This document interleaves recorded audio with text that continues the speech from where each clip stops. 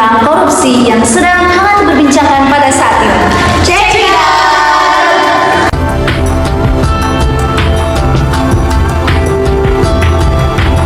Ternyata tindak pidana korupsi dan pemberantasannya sudah ada sejak lama. Ini dia sejarahnya. Sejarah membuktikan bahwa gerakan pemberantasan korupsi di Indonesia sudah lama dilakukan oleh para penguasa, yaitu sejak pemerintahan Orde Lama. Nah, pada masa pemerintahan Orde Lama, gerakan perlawanan anti korupsi dilaksanakan dengan mulai disahkannya Undang-Undang Keadaan Bahaya pada awal tahun 60-an. Undang-undang tersebut melahirkan Komisi Pemberantas Korupsi yang disebut dengan PARAN, alias Panitia Retooling Aparatur Negara. Lembaga ini diketuai oleh Jenderal Abdul Haris Nasution dengan dibantu oleh Profesor Muhammad Yamin dan Ruslan Abdul Ghani. Salah satu poin pentingnya adalah semua pejabat negara diwajibkan mengisi daftar kekayaan pejabat negara. Namun, apa yang terjadi kemudian adalah kondisi di mana ikhtiar tersebut akhirnya kandas tanpa hasil apa-apa. Setelah lembaga PARAN dibubarkan, pemerintah Orde Lama mengeluarkan kebijakan baru yang dikemas dalam Kepres No. 275 tahun 1963 tentang pemberantasan korupsi yang lagi-lagi diketuai oleh A.H. Nasution. Jenderal A.H. Nasution menjalankan tugasnya yang lebih berat dari sebelumnya, yaitu meneruskan kasus-kasus korupsi ke meja hijau. Sasarannya yaitu BUMN dan lembaga-lembaga negara yang dianggap rawan korupsi seperti Pertamina. Tetapi Kepres ini tidak sama sekali membuahi hasil. Setelah pemerintah Orde Lama tumbang, pemberantasan korupsi tidak membuahkan hasil yang berarti. Selanjutnya, pengalaman Orde Baru dalam pemberantasan korupsi juga tidak jauh dari Orde Lama. Bahkan, pada masa Orde Baru, korupsi malah justru semakin merajalela dan masuk ke semua lini kehidupan dan pemerintahan. Pemberantasan korupsi tidak lebih dari sekedar retorika politik belaka. Itu diawali dengan pidato Soeharto sebagai presiden di depan DPR atau MPR pada tanggal 16 Agustus 1967 yang menyatakan akan membasmi korupsi hingga ke akar-akarnya.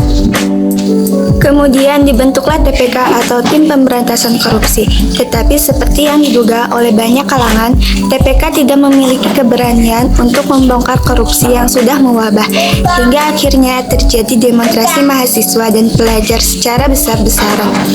Di tahun 1970, yang menuntut dan mendesak Soeharto memenuhi janjinya untuk lebih serius memberantas korupsi, terutama di Pertamina, Bulog, dan Departemen Kehutanan. Berdasarkan pengalaman historis pemberantasan korupsi di masa Orde Lama dan Orde Baru, pemerintah di era reformasi yang dilahirkan dari gerakan massa secara nasional untuk menyelamatkan Indonesia dari praktek KKN di desa untuk melakukan pencegahan dan pemberantasan korupsi secara lebih serius. Di era pemerintahan B.J. Habibie, gerakan anti korupsi ditandai dengan keluarkannya Undang-Undang Nomor 28 Tahun 1999 tentang penyelenggaraan negara yang bersih dan bebas KKN. Berdasarkan undang-undang tersebut dibentuklah berbagai badan anti korupsi, antara lain KPN, KPPU, dan Komisi Ombudsman. Akan tetapi, kelembagaan tersebut belum dapat menunjukkan kinerjanya sebagai badan anti korupsi yang efektif. Pada masa pemerintahan Presiden keempat, yaitu Bapak Kiai Haji Abdurrahman Wahid atau yang sering disapa dengan sapaan Gus Dur, pemberantasan korupsi masih diwujudkan dengan adanya Badan Anti Korupsi yang dinamakan TGP-TPK, yaitu Tim Gabungan Pemberantasan Tindak Pidana Korupsi sesuai dengan Peraturan Pemerintah Nomor 19 Tahun 2002. namun sangat disayangkan lembaga yang dipimpin oleh Andi Anjoyo tersebut harus dibubarkan karena menurut Mahkamah Agung keberadaan dan tujuannya sangat tidak lazim, sehingga Gus Dur pun dilengsarkan dari jabatan kepresidenannya, dan lembaga TGP TPK pun harus dibubarkan, sehingga pada masa Gus Dur pemberantasan korupsi sangat tidak membuahkan hasil yang signifikan.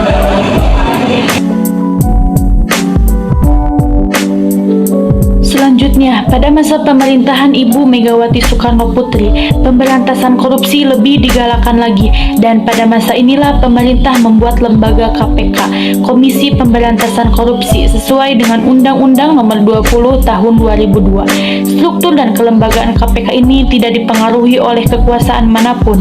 Walaupun baru dibentuk, KPK bekerja dengan ekstra dan berwibawa, sehingga ditakuti oleh para pejabat dan politisi. Tidak sedikit pejabat dan politisi khususnya dari DPR dan DPRD yang diseret ke pengadilan atas tindak pidana korupsi.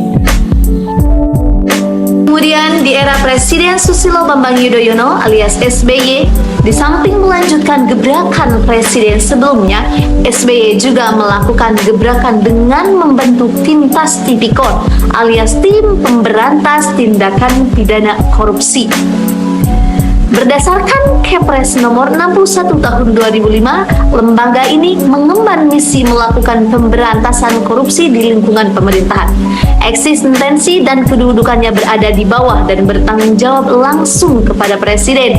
Dengan demikian, maka di era pemerintahan SBY, Indonesia pernah memiliki dua kelembagaan anti korupsi, yaitu KPK dan tim Task Tipikor.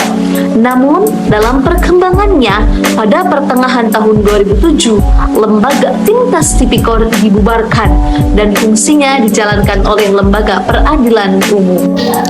Kinerja KPK untuk memberantas korupsi mulai menonjol, bahkan telah mulai membawa efek jera. Sampai dengan akhir tahun 2006, para pejabat diseret ke meja hijau. Bahkan beberapa kasus korupsi besar telah berhasil diungkap oleh KPK. Upaya kesadaran korupsi sebagai kejahatan baru disadari sejak era reformasi 1998 dengan disahkannya Undang-Undang Nomor 28 Tahun 1999 tentang penyelenggaraan negara yang bersih dan bebas KKN. Berdasarkan undang-undang tersebut, dibentuklah berbagai badan anti korupsi, antara lain KPKPN, KPPU, dan Komisi Ombudsman. Dan kemudian disahkannya Undang-Undang Nomor 20 Tahun 2001 tentang pemberantasan korupsi. Sebagai awal yang baik untuk melalui upaya pemberantasan korupsi pada era saat ini dibutuhkan kerja keras semua pihak. Tidak hanya KPK, tetapi juga semua elemen bangsa untuk terlibat langsung dalam pemberantasan korupsi. Hal ini diharapkan dapat menghilangkan pemahaman bahwa korupsi merupakan warisan turun-temurun sejarah dari budaya Indonesia. Oke teman-teman, Demikian storytelling dari kami. Mudah-mudahan kita semua dapat mengambil pelajaran dari apa yang telah kita sampaikan.